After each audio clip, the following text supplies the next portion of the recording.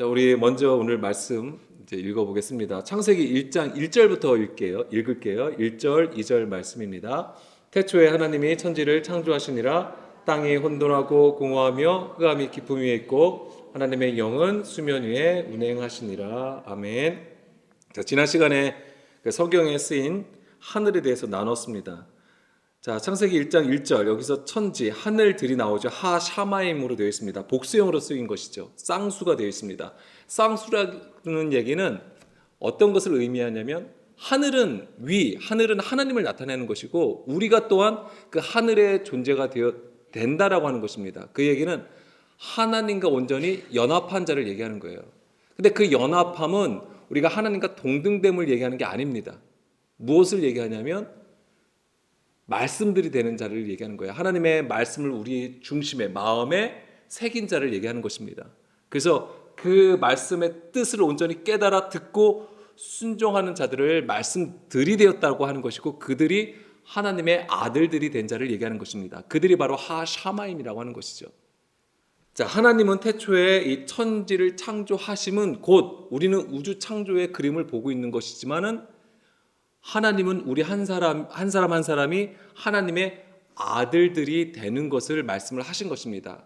그리고 그것을 위해서 친히 그 아들 예수 그리스도를 우리 가운데 보내주셨던 것이고 우리 스스로가 할 수 없는 그 구원의 역사를 예수 그리스도를 통하여서 하나님은 친히 행하셨던 것입니다. 오늘 우리는 그 예수 그리스도를 힘입어 이렇게 예배 자리에 있는 것이고요.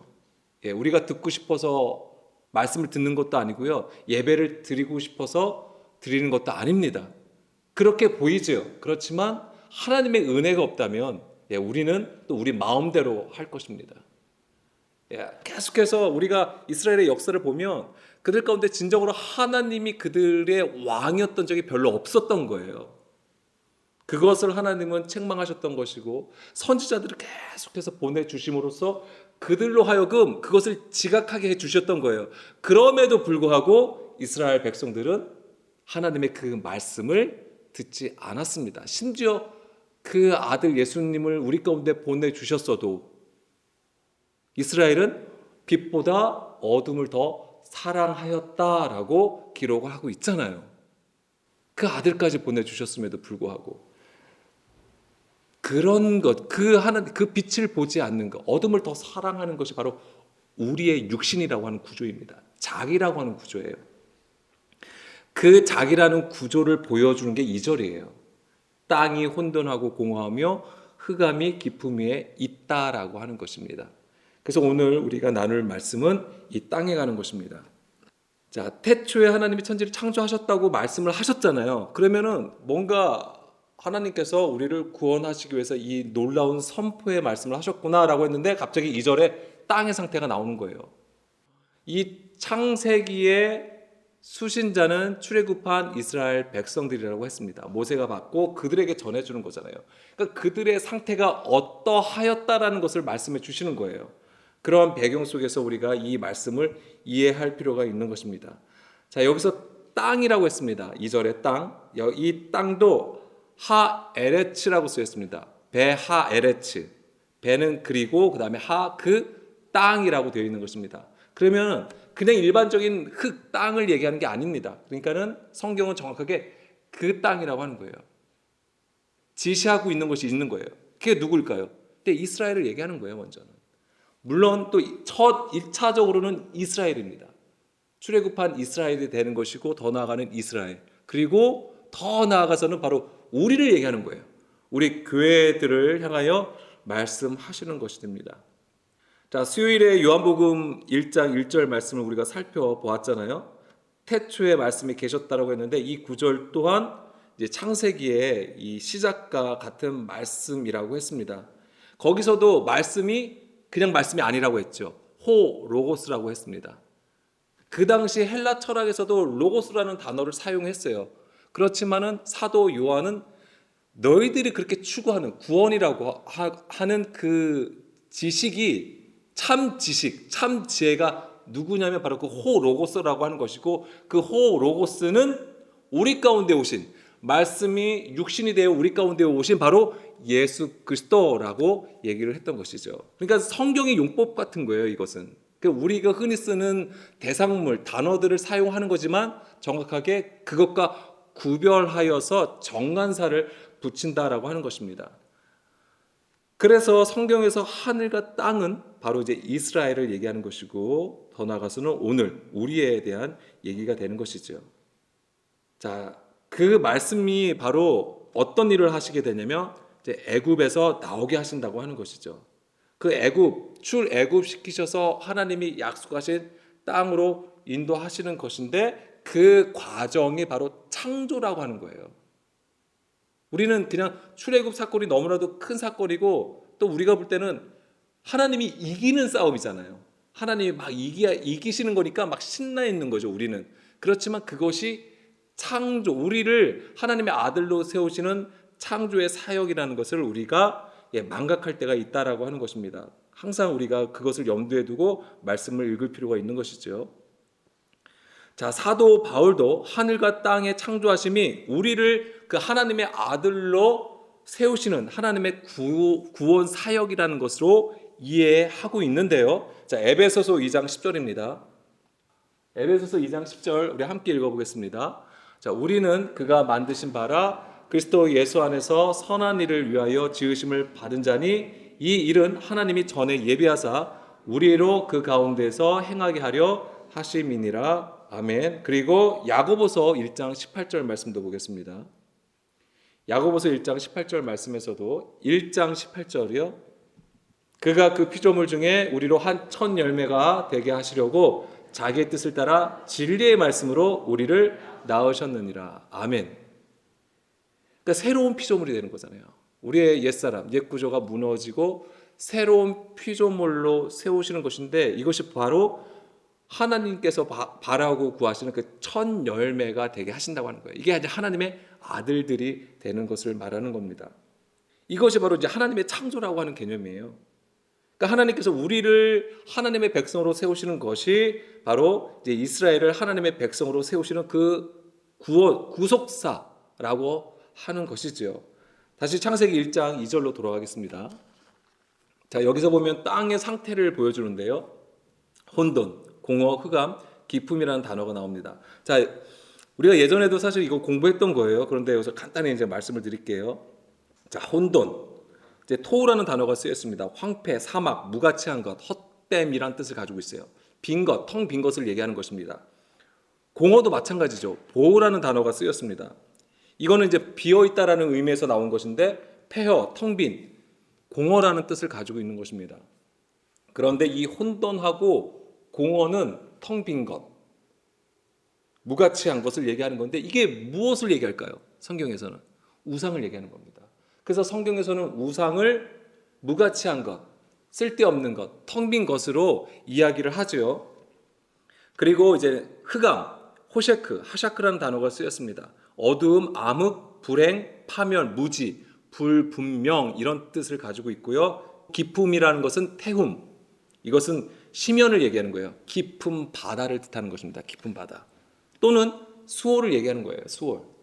우리가 흔히 알고 있는 지옥, 무저갱을 얘기하는 것입니다. 우리는 이 1장 2절의 말씀을 보고 우주 창조를 보면 이게 아직 질서가 잡히지 않은 어떤 지구의 상태, 막 이렇게 얘기도 합니다. 그런데 성경은 이스라엘, 우리에게 하시는 말씀이라는 것을 계속 말씀을 드렸잖아요. 자, 예레미야 4장 23절, 27절 말씀을 보겠습니다.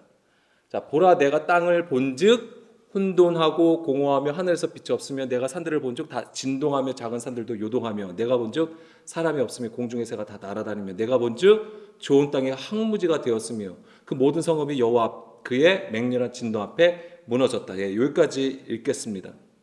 다시 23절로 들어가면 아까 창세기 1장 2절 말씀의 단어들이 여기 있습니다. 혼돈하고 공허하다는 것, 그리고 빛이 없다라고 얘기를 하는 것이죠. 빛이 없다는 것이 무엇입니까? 흑암이 되는 거예요. 어둠을 얘기하는 것이죠. 그런데 이게 우리가 볼 때는 어떤 상태를 얘기해 주는 건데, 이게 어떤 상태냐면 22절을 보면 우리가 깨닫게 되는 것이죠. 22절에 보게 돼 내 백성은 나를 알지 못하는 어리석은 자요 지각이 없는 미련한 자식이라. 악을 행하기에는 지각이 있으나 선을 행하기에는 무지하도다. 지금 내 백성은 누구를 얘기하는 거예요? 이스라엘을 얘기하는 것입니다. 지금 이게 예레미야서잖아요. 예레미야서는 어떤 배경을 가지고 있습니까? 하나님 앞에 이스라엘 백성들이 책망받고 심판을 받아요. 그래서 어디로 끌려갑니까? 바벨론으로 끌려가잖아요.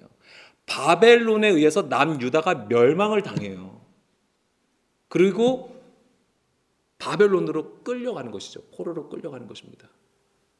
그들이 왜 이스라엘에서 쫓겨나야 되는가? 왜 추방되어야 되는가? 왜 심판을 받아야 되는가? 바로 이것 때문에 그런 거예요.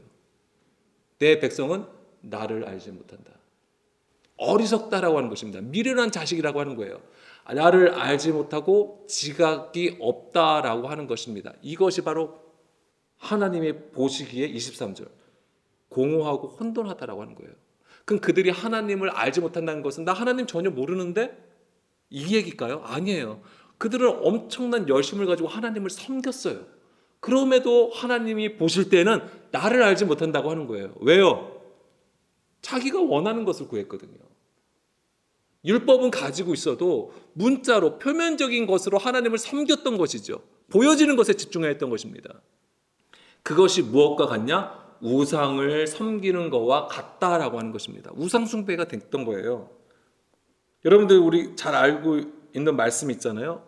마태복음 15장 7절, 8절 말씀에 보게 되면은 이들이 나를 입술로는 나를 섬긴다고 해요.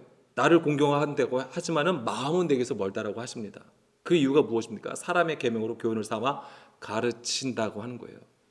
그럼 그들이 가르치고 배우잖아요. 그럼 그대로 또 섬길 거 아닙니까? 하나님을. 근데 그것이 그 섬김이 뭐가 됐냐면 나를 헛되이 경배한다. 헛된 경배, 헛된, 텅 빈 가치가 없는 거예요. 하나님이 보시기에는 쭉정이에요. 알곡이 없는 상태라고 하는 것입니다. 열매가 되지 못한 거예요. 이것이 하나님 보시기에 그들이 엄청난 열심으로 대단한 것으로 하나님 앞에 드려져도 그것이 하나님 보시기에는 불법이었던 것입니다. 마태복음 7장 22절 말씀. 그날에 많은 사람이 나더러 이르되 주여 주여 우리가 주의 이름으로 선지자 노릇하며 주의 이름으로 귀신을 쫓아내며 주의 이름으로 많은 권능을 행하지 아니하였나이까. 사실 많은 사람들이 이걸 하기를 원해요. 주의 이름으로 하는지 안 하는지는 모르겠지만 정말 우리가 정말 관심 있는 게 뭐냐면 선지자 노릇하고 싶어 해요. 귀신 쫓아내고 싶어 하죠. 특히 권능으로 내 주의 예수의 이름으로 명하노니 귀신아 쫓아가 떠나가라. 아픈 사람 고쳐주고 싶어 하잖아요. 치유하고 싶고 이 사람이 그 아픈 것에서부터 해방이 되어서 정말 정상인처럼 이렇게 생각을 한다고요. 그거 하고 싶어 하잖아요. 그리고 권능 행하기를 원하는 것이죠. 방언하는 것은 물론이고 특히 방언을 뭐 하는 거죠? 통변하는 거. 그게 왜 그러냐면 대단해 보이거든요. 다른 사람들이 쉽게 행하는 것이 아니에요. 다른 사람들이 쉽게 할 수 있는 권능이 아니기 때문에 그렇습니다. 그러니까 뭐예요? 희소성이라고 하는 거예요. 그 희소성을 왜 구하냐면 자기가 좀 특별한 자라고 하는 거예요. 그런 배경이 있는 거예요. 그게 나쁘다고 말씀드리는 게 아니라 그렇다고 하면 더 겸손히 주의 뜻에 엎드릴 수 있어야 되는 건데 대부분의 우리들은 그렇지 못한 거예요. 겸손하지 않아요. 오히려 내가 하나님 앞에 더 특별한 자라고 여기는 거예요. 그게 사실은 두려운 거죠. 그 권능이나 그 능력이 나쁘다고 말씀드리는 게 절대 아닙니다. 하나님의 음성 듣고 좋죠. 주의 뜻을 더 정확하게, 더 명확하게 볼 수 있는 은혜를 주신 것인데 그러면 그 은혜에 힘입어서 하나님의 뜻이 정말 무엇인지 오늘 우리에게 말씀하시는 것. 근데 그것도 나에게 말씀하신다는 것을 알아야 돼요. 나에게 누구를 통하여 들려주시고 누구를 통하여서 보여주시는 것들이 다 사실은 나에게 하시는 말씀들이에요. 그게 내가 겸손할 수 있는 이 방법이 되는 거예요. 그 하나님 앞에 겸손할 수 있는데 그걸 안 하는 거죠. 그래서 많은 사람들이 이렇게 얘기를 해요. 이런 걸 해요. 하기를 원해요. 자, 이 사람들도 지금 주님 앞에 이것을 얘기합니다. 우리가 많은 것을 행하지 않았습니까? 그러니까 23절에 뭐라고 합니까? 그때 내가 그들에게 밝히 말하되 내가 너희를 도무지 알지 못한다라고 하시잖아요. 왜요? 불법을 행하기 때문에. 여기서 불법이라는 것은 법을 어기지 않은 것, 이것으로 얘기할 수 있는 것이지만 이 단어를 풀었으면은 로고스, 그러니까 노노스예요. 뭐냐면 말씀이 없다예요. 법이 없다라는 것이 돼요. 그러니까 하나님의 말씀을 안 가지고 있는 게 아니라 그 안에 있는 영과 생명으로 따라가지 않음을 얘기하는 거예요. 이 얘기는 아까 마태복음 15장 8절 말씀에서처럼 그 마음, 그 입술로는 하나님을 공경하지만 그 마음이 멀어졌다고 하는 것입니다. 그 하나님이 멀어졌다, 그 마음이 하나님과 멀어졌다라고 하는 얘기가 어떤 얘기냐면 예레미야 31장 31절 말씀 보겠습니다. 여기서 보게 되면 33절 보겠습니다. 새 언약에 대한 말씀이잖아요. 이거예요. 그 마음이 하나님과 멀어졌다고 하는 얘기는 곧 내가 나의 법을 그들의 속에 두며 그들의 마음에 기록하여 나는 그들의 하나님이 되고 그들은 내 백성이 될 것이라. 바로 이거예요. 내가 나의 법을 그들의 속에 두고 그들의 마음에 기록하여, 이게 없는 거예요.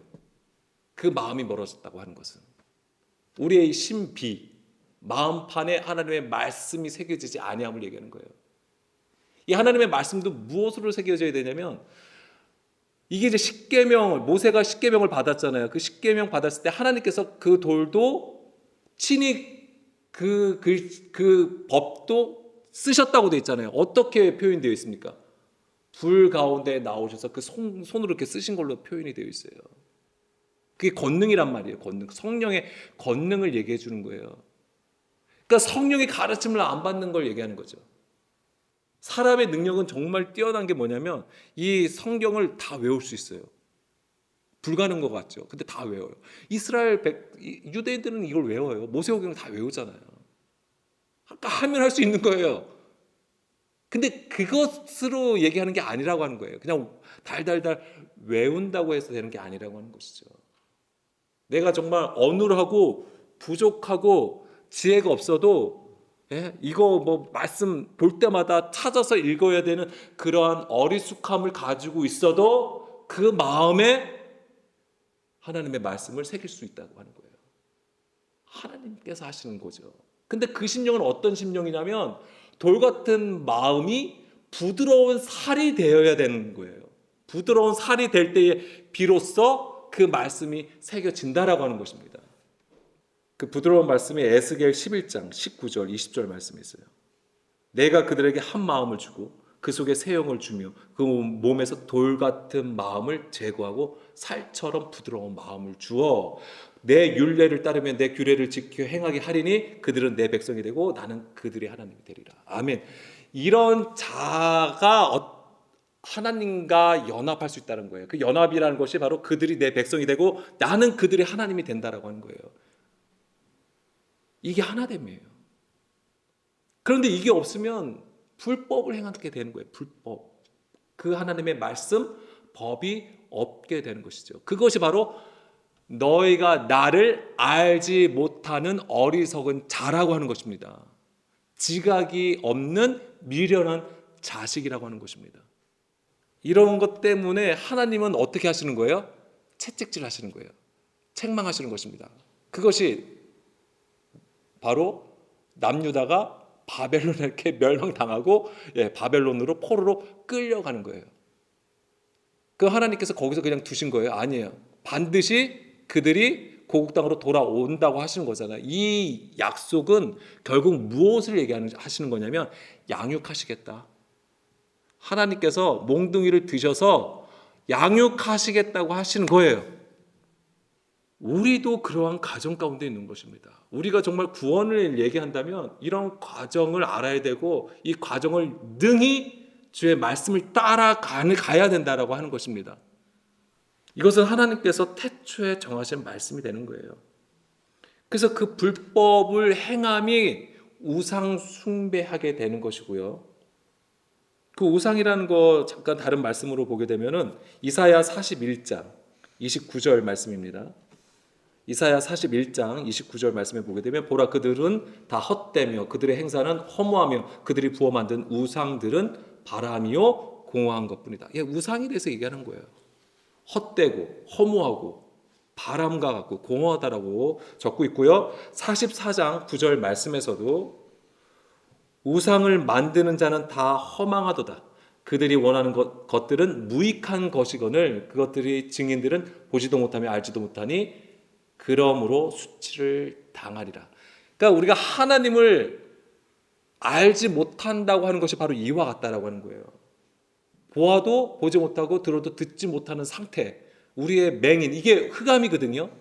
그러면 하나님을 알지 못하니까 불법을 행하는 것이고 그 불법이 곧 하나님으로 섬기지 못하고 우상으로 섬기게 되는 것을 말하고 있는 것입니다.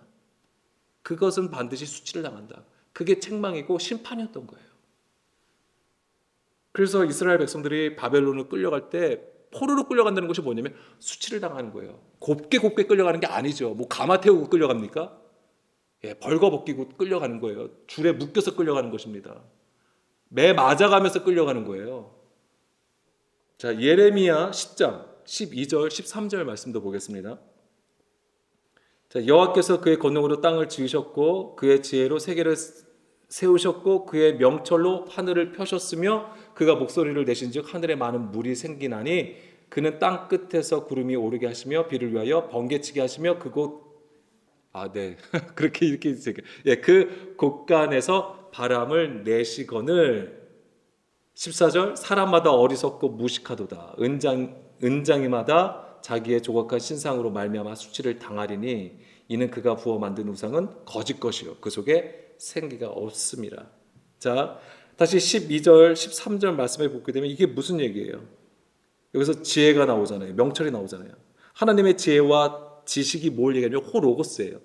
그 말씀을 얘기하는 거잖아요. 그 말씀으로 창조하심을 얘기하는 거예요. 13절 그가 목소리를 내신즉, 자, 우리가 하나님의 창조는 무엇으로 하신 거예요? 말씀으로 하신 거잖아요. 그 말씀으로 하신 건데 그가 목소리를 내신즉 하늘에 많은 물이 생겨나고 그 땅에 구름이 오르게 하시며 비를 위하여 번개치게 하시며 그 곳간에서 바람을, 이게 다 뭐예요? 하나님께서 창조하신 것을 지금 말씀하시는 거예요. 지금 하나님은 그 하나님의 창조를 우리가 이해할 수 있는 그 그림으로 지금 얘기를 해 주시는 거예요. 그런데 하나님께서 이렇게 창조를 하시는 것인데 14절에 너희는 어리석고 무식하다고 하는 거잖아요. 우리가 그런 존재고 아까 창세기 1장 2절의 공허, 혼돈 공허, 흑암, 기품이 바로 그 얘기예요. 너희가 그런 거. 그래서 실제적으로는 이게 아까 출애굽한 이스라엘 백성들에게 주시는 거잖아요. 그러면 그 땅의 상태가 어디에 있었음을 얘기하는 거예요? 애굽 안에 있었음을 얘기하는 거예요. 그래서 성경은 애굽을 육신에 있다라고 하는 거예요. 육신에 속한 구조 안에서 수고하고 무거운 짐을 졌다라고 하는 것입니다. 거기서 국고성과 라암셋을 쌓았잖아요. 그것이 뭘 얘기하냐면 그들의 바벨탑, 그들의 성전을 쌓은 것과 같은 얘기예요. 그것이 예수님 당시에 무엇과 같냐면 성전 유대교를 얘기하는 것입니다. 성전 유대교. 그들이 그렇게 하나님 앞에 거룩하게 제사 드리고 정말 그 성전을 어마어마하게 건축을 했단 말이에요.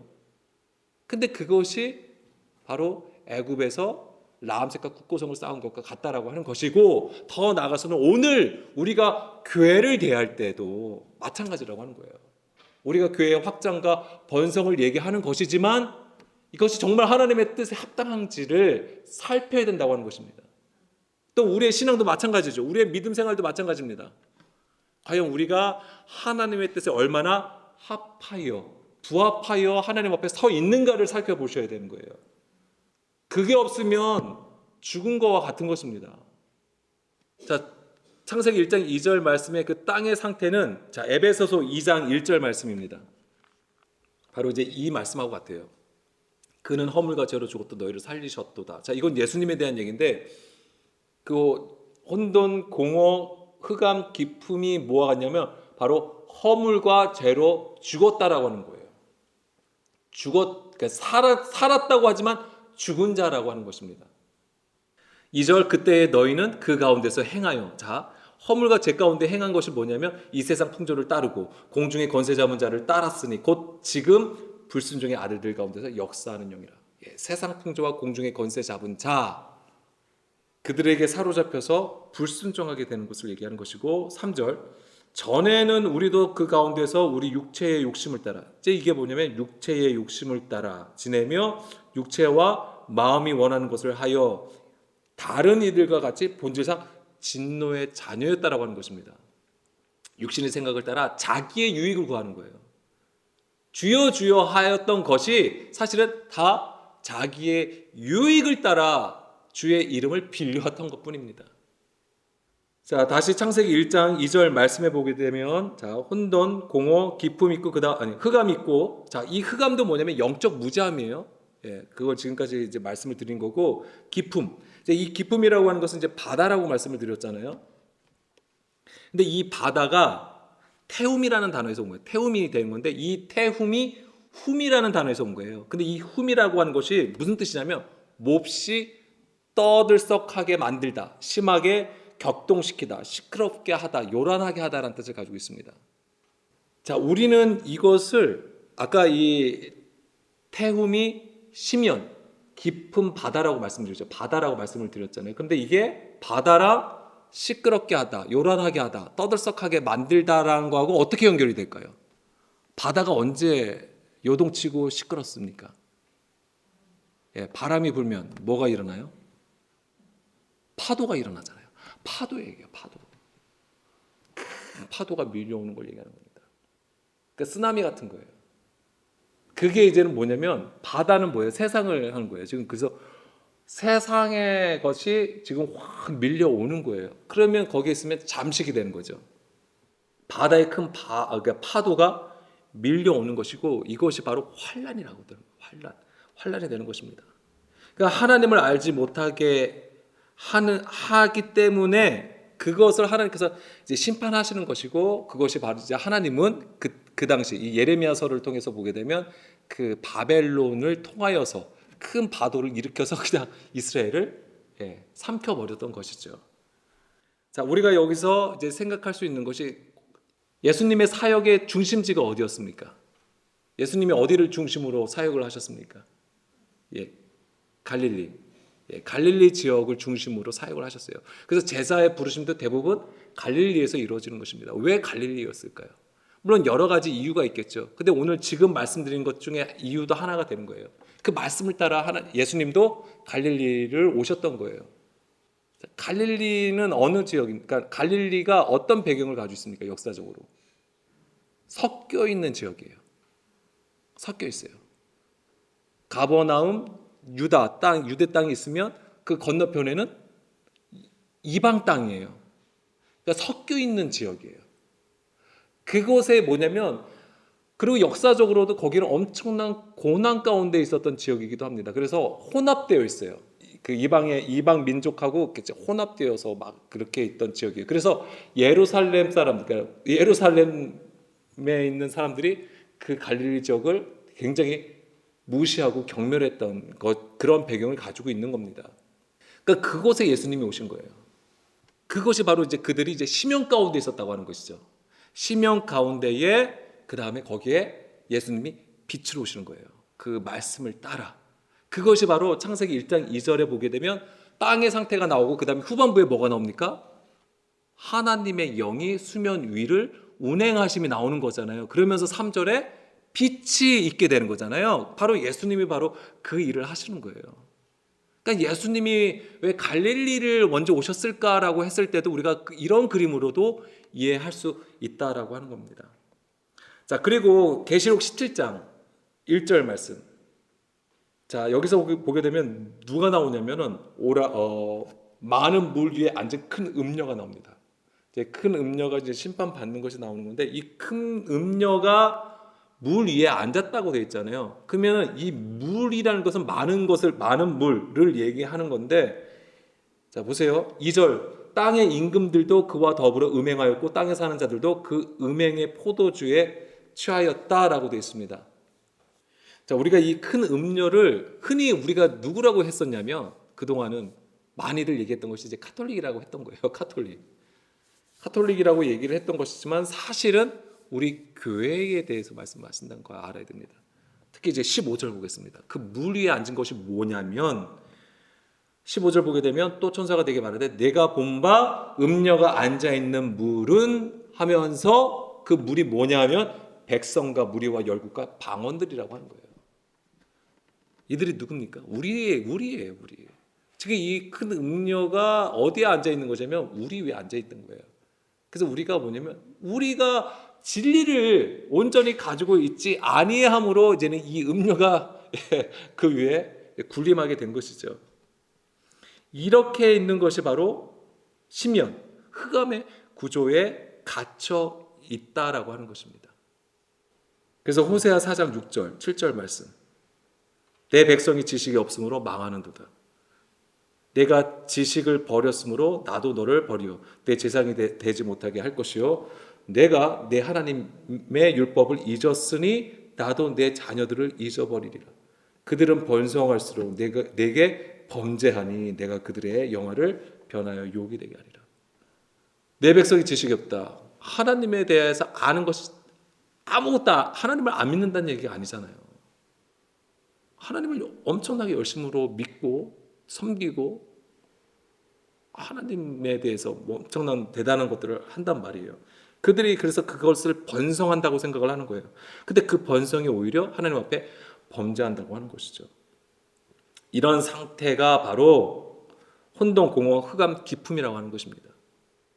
그러니까 우리의 뜻을 쫓아 번성하는 것은 오히려 하나님 앞에 악을 행하는 것이 되는 거죠. 그렇기 때문에 우리가 늘 이런 것을 인식하고 성령님을 통해 온전한 분별력을 가져야 되는 것입니다. 그래야지만이 창세기 1장 2절에 땅에 대해서 나온 거잖아요. 그 다음에 하나님이 하나님의 영이 수면 위를 운행하심으로 나오잖아요. 그러면서 첫째 날에 빛이 있고 둘째 날에는 궁창 위의 물과 아래의 물로 나눠지고, 그러니까 첫째 날은 빛과 어둠, 둘째 날은 궁창 위의 물과 아래의 물, 그 다음에 셋째 날은 마른 땅과 바다로 나눠지는 거잖아요. 거기서 나뉘어진다고 되어 있잖아요. 나누사라고 되어 있어요. 이게 바다래요, 바다. 그게 뭐예요? 분별하다라는 거예요. 그러니까 하나님께서 하나님의 아들로 세우시는 방법이 뭐냐면 우리를 구별하시는 거예요. 그 말씀으로, 호로고스로 우리를 분별하여 세우신다라고 하는 겁니다. 그것이 이루어지는 거예요. 그것이 바로 그 분별하는 과정이 광야 생활이라고 하는 겁니다. 광야 생활. 그래서 하나님께서 광야로 이끄신 이유가 무엇입니까? 다 아시잖아요. 신명기 8장. 내가 광야로 이끌고 너희를 만나로 먹이신 것은 무엇입니까? 줄이고 낮추시기 위해서. 그래서 하나님 입에서 나오는 그 모든 말씀으로 살아가게 하기 위해서라고 하는 거잖아요. 이게 뭐냐면 구별하시기 위해서예요. 그래서 계속 뭐예요? 그 말씀으로 시험하시는 거예요. 자, 마지막으로 이것만 더 나누겠습니다. 왜냐하면 중요한 거기 때문에 이것을 제가 따로 주제를 나눌까 생각하다가 여기서 그냥 간단하게 나누겠습니다. 뭐냐면 창세기 1장 2절 말씀해 보게 되면, 자, 하나님의 영이 수면 위, 이게 정확하게는 물들 얼굴 위에요. 얼굴이 있어요. 파림이라는 단어가 쓰였습니다. 그러니까 사실은 바다가 무슨 얼굴이 있겠냐고요. 그러니까 이것이 다 뭐예요? 우리에 관한 얘기예요. 우리에게 말씀하시는 것들이에요. 수면 위에 운행하신다라고 되어 있습니다. 운행하시다. 이게 라하프라는 단어가 쓰였습니다. 라하프. 근데 이 단어도 사실 공부를 많이 해야 되는 건데, 원래 라하프는 알을 품다라는 뜻을 가지고 있어요. 알을 품는 거예요. 근데 갑자기 하나님의 영이 수면 위로 운행하신데 수면 위에서 알을 품다? 이게 무슨 뜻일까라고 했을 때 그냥 알을 품는 게 아니에요. 사실 알을 품는다고 했을 때는 어떤 이미지예요? 그 어미새가 그 아들을 아주 귀하게 새끼를 낳게 위해서 그냥 꼭 품는 거 있잖아요. 이제 그 모습이에요. 그런데 사실은 전혀 다르네요. 그 그림이 사실과는 전혀 다릅니다. 뭐냐면 신명기 32장 10절 11절 말씀. 자, 여호와께서 그를 항무지에서 짐승이 부르짖는 광야에서 만나시고 호위하시며 보호하시며 자기의 눈동자 같이 지키셨도다. 자, 여기서도 보게 되면 광야가 어떤 곳입니까? 황무지예요. 짐승이 부르짖는 곳이에요. 근데 거기서 하나님께서 어떻게 하시냐면 그들을 만나주시고 호위하시고 보호하시고 지켜주신다. 그래서 이것을 마치 우리가 어떤 위험으로부터 하나님께서 우리를 지켜주시는 그런 그림으로 보고 있는 거죠. 그런데 11절 보겠습니다. 마치 독수리가 자기의 보금자리를 어지럽게 하며 자기의 새끼 위에 너풀거리며 그의 날개를 펴서 새끼를 받으며 그의 날개 위에 그것을 엎는 것 같다라고 얘기하고 있습니다. 여기서 너풀거리다가 라하프라는 단어예요. 아까 운행하시다라는 그 단어하고 같은 겁니다. 그럼 이게 어떤 그림이냐면, 자, 독수리는요, 그 새끼가 이제는 새끼를 낳아요. 알을 품는 그림이 아니에요. 새끼를 낳는데 이 새끼가 어쨌거나 독수리잖아요. 굉장히 강인해야 되는데 이 독수리의 새끼가 이제 점점 자라면서 뭐해서 이제 얘가 뭘 해야 돼요? 날 준비를 하는 거죠. 그 날 준비를 할 때 이제 어쨌거나 이것을 한 번에 이루어질 수 있는 게 아니에요. 이루어질 수도 있겠죠. 강인한 놈은 그렇게 할 수 있겠죠. 그런데 얘들이 날 수 있도록 떨어진단 말이에요. 날다가 떨어져요. 이제 날다가 얘네가 힘이 모자르면 뚝 떨어지는 거예요. 그러면은 어미새는 그 땅에 닿는 그 순간까지 기다렸다가 얘가 도저히 날 수 없다라고 판단하면 땅에 닿기 직전에 낚아채 버리는 거예요. 그 그림이에요, 이게 원래. 이렇게 키웁니다. 이 독수리가. 이게 양육함이에요. 그러니까 하나님의 지키시고 보호하시고 운행하시면 바로 이걸 얘기하는 거예요. 그러니까 우리가 정말 하나님 앞에 양육을 받는다라고 생각을 한다면 우리가 그 지경까지 이르러야 되는 거예요. 갈 수 있다라고 하는 거예요. 정말 바닥에. 정말 이제 죽기 직전. 이게 우리가 어떤 상황과 환경으로 인해서 이제 죽을 지경까지 가면 안 돼요. 사실은 우리의 환경은 그렇습니다. 그렇게까지 가기 전에 지혜를, 우리가 뭔가 액션을 취하는 게 맞아요. 우리의 상황이 그렇게 죽을 지경까지 가시면 안 돼요. 원래는. 이건 제가 말씀드리는 거예요.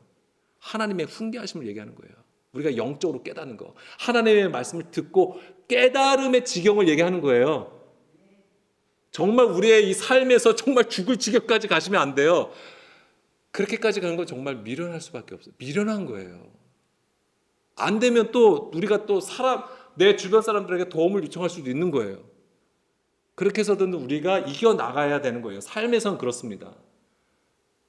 삶에서 어떤 마법처럼 하나님의 어떤 역사하심을 그렇게도 일하실 수 있겠죠. 하나님께서. 그렇게도 일하시는 분이 하나님이신데, 근데 대부분은 뭐냐면 정말 우리가 정말 그렇게 바닥까지 치지 아니하도록 나의 욕심을 내려놓고 항상 절제하면서, 또 생각하면서 갈 곳도 두드려 가면서 그렇게 지혜롭게 살아가는 게 우리의 삶이에요. 지금 여기서 말씀드리는 거는 우리의 이 영으로서, 영적 존재로서 하나님과 하나 되기 위한 그 하나님의 아들로 세워지기 위해서는 그 바닥까지 내려감이 필요하다. 낮추어짐이 있어야 된다고 하는 거예요. 그게 뭐냐면 내가 죄인이라는 것을 깨닫는 거예요. 내가 정말 악하구나. 내가 정말 흑암 가운데 있구나. 내가 무덤 속에서 죽은 자였구나라는 것을 깨닫는 그 순간까지 가야 된다고 하는 거예요. 그 순간에 이르렀을 때에 비로소 어떻게 하시는 겁니까? 하나님께서 빛을 주시는 거죠. 흑암 가운데 있어야지만 비로소 빛을 볼 수 있는 거예요. 저녁은요, 어떤 상태입니까? 빛과 어둠이 같이 있어요. 그럼 이때는 빛이 뭔지 어둠이 뭔지 분별이 안 되는 상황이에요. 그런데 흑암 가운데 있을 때는, 내가 완전히 깜깜한 데 있을 때는 비로소 빛이 보이는 거죠. 그때 분별하여 구별될 수 있는 거예요. 그 순간을 하나님은 기다리시는 것이고 그때 우리를 그 빛 가운데로 이끌어 가시는 것입니다. 그게 하나님의 은혜입니다. 그게 라프예요. 그게 성령의 역사라고 하는 거예요. 그러니까 사도 바울은 날마다 자기는 죽는 거잖아요. 왜? 이 빛을 따라가기 위해서 날마다 죽는 거예요. 그가 표면적으로 꿀리게 있던 사람이 아니에요. 엄청난 스펙을 가지고 있던 사람이에요. 엄청난 지혜와 지식을 가지고 있던 사람이에요. 권세를 가지고 있던 사람이에요. 그런 사람이 단지 예수 그리스도와 그가 죽으신 십자가 알기만을 원했던 거예요.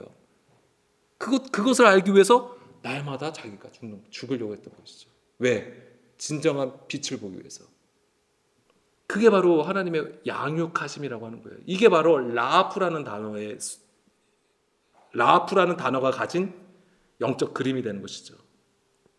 예수님의 십자가가 바로 그것을 얘기하는 거예요. 우리를 정확하게 그 빛 가운데로 인도해 주시기 위해서. 내가 십자가에 그리스도와 함께 십자가에 죽었다고 하는 얘기는 그냥 나의 그냥 고백으로 되어지는 게 아니에요. 내가 정확하게 내가 불법을 행하는 자였구나. 내가 미련한 자구나. 내가 어리석은 자였구나. 정말 나는 하나님을 알지 못하는 그런 미련한 자식이었구나. 이거를 비로소 아는 자가 되는 것을 말하는 거죠. 예수님은 그것 때문에 십자가에 죽으셨던 것이고 우리가 그리스도와 함께 십자가에 죽는 것이 바로 그걸 얘기하는 거예요. 그랬을 때 우리 비로소 빛을 보게 된다. 그 빛이 임하면 이제 부활의 삶으로 나아갈 수 있는 것입니다. 그래서 정리해서 말씀드리면 그러니까 애굽에서 종로로 탔던 이스라엘의 그 영적 상태가 바로 하에레츠였더라고 하는 거예요. 하에레츠. 혼돈, 공허, 기쁨, 흑암 가운데 있었다고 하는 겁니다. 그렇지만 하나님의 영이 이스라엘을 찾아가셨고 그들을 애굽에서 이끌어내셨던 것이죠. 그것이 비로소 하나님께서 구별하여 세우시는 성령의 역사가 되었던 것이고, 그래서 그 땅의 존재에서 어떤 존재로 바꿔주시는 거예요? 하늘의 존재. 그렇죠. 하샤마임으로 바꿔주시는 거예요. 그게 바로 애굽에서 광야를 지나 가나안 땅에 들어가는 거예요. 그게. 오늘도 그래서 우리가 계속 광야를 지나 애굽에서 나와야 된다. 광야를 지나야 된다. 그래서 가나안 땅에 들어가는 것이고, 가나안 땅에 들어가는 것도 그냥 들어가는 게 아니죠. 가나안 땅에 들어갈 수 있는 것도 그 광야에서의 시험을 합격한 것을 얘기하는 거예요. 그런 자가 가나안 땅에 들어가서 뭘 하게 되는 거예요? 그냥 잘 살면 돼요? 아니죠. 가나안 족속을 계속 쫓아내야 되는 거예요. 샬롬의 상태에 이를 수 있도록 계속 싸워 나가는 거예요. 그런데 예전 같지가 않은 거죠. 가나안 땅에 들어갔으면 이제는 예전 같지가 않은 거예요. 왜요? 믿음으로 계속 이겨 나가는 것이죠. 상황과 환경은 바뀌지 않을 수 있어요. 근데 뭐가 바뀌어요? 내가 바뀌는 거죠. 내가 하나님의 군사로 바뀌어버리는 거예요. 땅의 존재에서 이제 하늘의 존재로 바뀌어버리니까 어떤 상황이 와서도 예전에는 같은 상황이었을 때 이때는 픽픽 쓰러지고 넘어졌으면 이제는 넘어져도 곧바로 일어나서 다시 믿음으로 걸어 나갈 수 있다라고 하는 것입니다. 지금 그것을 보여주는 겁니다. 땅의 존재에서 하늘의 존재가 되었다고 하는 것은 그 은혜가 오늘 우리에게도 동일하게 임하는 것입니다. 오늘도 우리 안에서 성령님께서 일하심을 오늘 우리가 믿고 구했으면 좋겠습니다.